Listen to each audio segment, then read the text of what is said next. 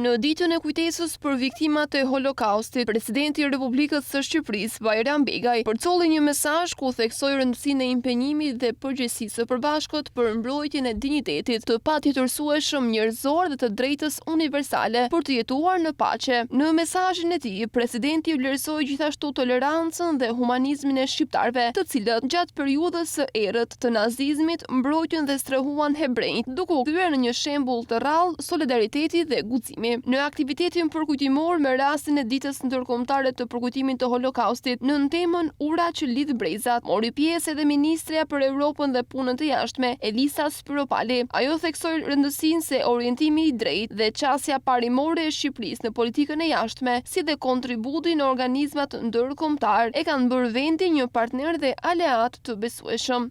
Arin po, hebrejt jo.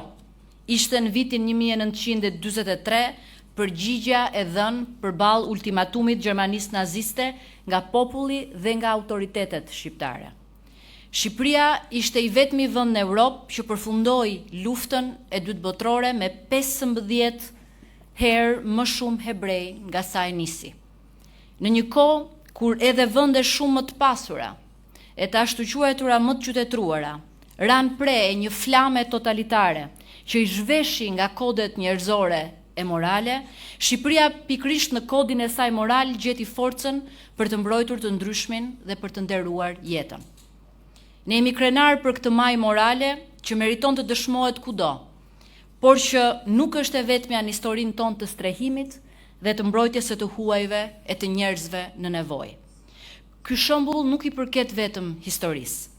Orientimi ynë i drejtë, qasja jon principiale dhe kontributi për te i madhësisë së vendit e numrit popullsisë në politikën tonë të jashtme e në organizmat ndërkombëtar e ka bërë Shqipërinë një partner e aleat të vlerësuar e të besuar.